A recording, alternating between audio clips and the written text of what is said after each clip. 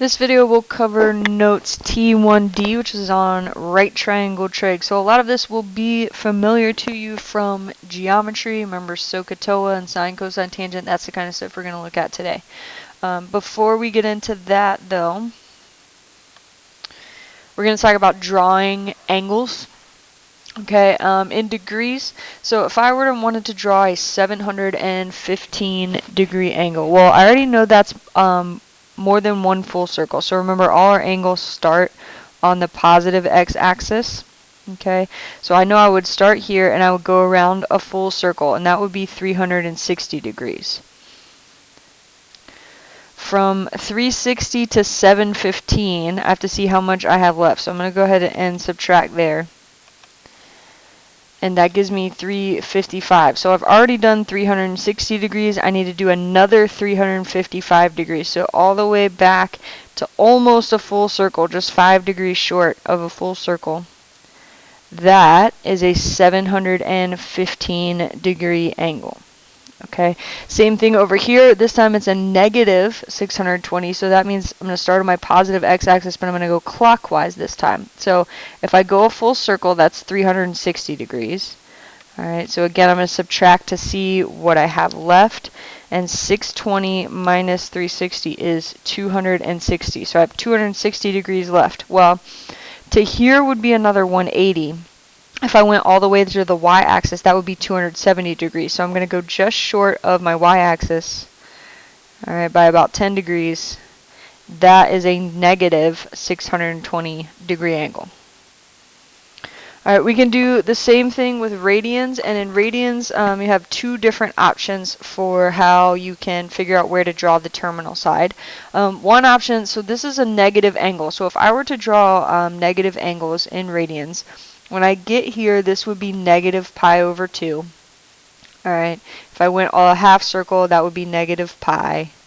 Okay, up to here would be negative 3 pi over 2. And then if I went around a full circle, that would be negative 2 pi. Okay, if I went in this direction, a negative angle. Alright, the angle that they ask you to draw has a denominator of 6. So what I'm going to do is rewrite all of my quadrantal angles to have a denominator of 6. So negative pi over 2 with a denominator of 6 would be negative 3 pi over 2, because I have to multiply 2 times 3 to get 6.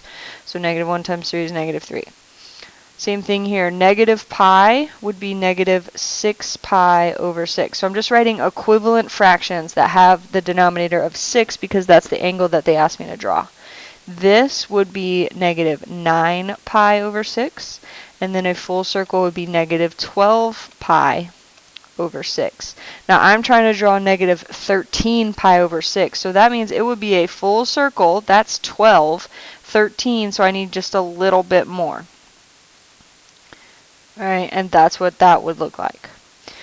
The second option, alright, and that's how I'm going to do number 14 here, is to take the numbers and ignore the pi. If I did 11 divided by 18, okay, on my calculator without the pi, that gives me 0.61, and the 1 is repeating. Okay, now we deal with radians in fractions, so we say this is pi over 2, pi, 3 pi over 2. But as a decimal, okay, pi over 2 would be 0.5 pi. Alright, this would be 1 pi, 1.5 pi. Okay, so 0.61 is going to be somewhere in between 0.5 and 1. So 11 pi over 18 would look something like that. Alright, so you can use either of these methods. They'll both get you the right answer as long as you do them correctly. So you can change the quadrantal angles so that they have the same denominator as the angle you are asked to draw, or you can turn the angle you're asked to draw into a decimal. Remember, we're just dividing these and ignoring the pi, okay, and then figure out where it should be from there. Alright, quick review from Algebra 2. Or maybe you did an AFTA as well. If you have a fraction with a radical in the denominator, that can't be there. So we have to do something called rationalizing the denominator and get it out.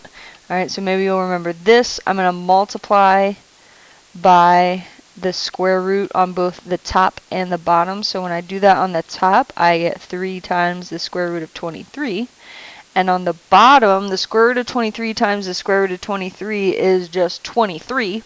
23 times 2 is 46. Alright, then you need to make sure that this can't be simplified anymore. 3 over 46, though, that's as simplified as possible. So then this would be your final answer. Alright, we're going to start looking at trig functions, and sometimes you will see a side of a triangle having a length of the square root of something. So you have to be careful when you're doing your sine, cosine, tangent stuff.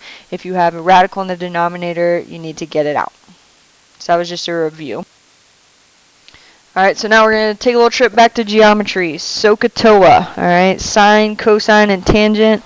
And remember, it's the opposite, adjacent, and hypotenuse sides of the triangle. So hypotenuse is always opposite the right angle. Adjacent is next to the theta. Alright, it's next to the angle that we're looking at. And the opposite then, of course, is opposite of that side. Okay, so sine, cosine, and tangent, those are the three trig functions you learned about in geometry. Okay, sine is opposite over hypotenuse, cosine is adjacent over hypotenuse, and tangent is the opposite over adjacent. Okay, then we also have the cotangent, secant, and cosecant, and these are the inverse or reciprocal functions of the original three that you learned in geometry. So they each have a partner.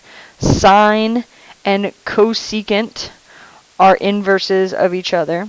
Alright, cosine and secant are reciprocals, and then tangent and cotangent are reciprocal. So reciprocal, if you remember from middle school, means we're going to flip it over. So cotangent is the reciprocal of tangent. Tangent is opposite over adjacent.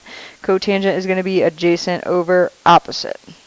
Okay, secant is going to be the opposite of cosine, so it's going to be hypotenuse over adjacent. Cosecant is going to be the opposite of sine, so hypotenuse over opposite. So we're taking those original three, and they each have an inverse or reciprocal, which means we're going to flip the fraction over. Okay, so here's our triangle. We're going to find the value of all 6 trig functions. Alright, here's the angle theta right here. So that means that 3 is my opposite side, 4 is my adjacent side, and the right angle, I don't know if you can see that, so I'll draw it in. The right angle is right here, so 5 is the hypotenuse. Alright, so sine is opposite over hypotenuse, so for this angle it is 3 over 5. Alright, cosine is adjacent over hypotenuse, so for this one it would be 4 over 5. Tangent is going to be opposite over adjacent, so 3 over 4. Okay, then we have the reciprocal, so cotangent is adjacent over opposite. Alright, so it's going to be 4 over 3. Secant, remember, is the reciprocal of cosine, so it's going to be hypotenuse over adjacent, 5 over 4. Alright, and cosecant is the opposite of sine, so hypotenuse over opposite, 5 over 3. Then one more example.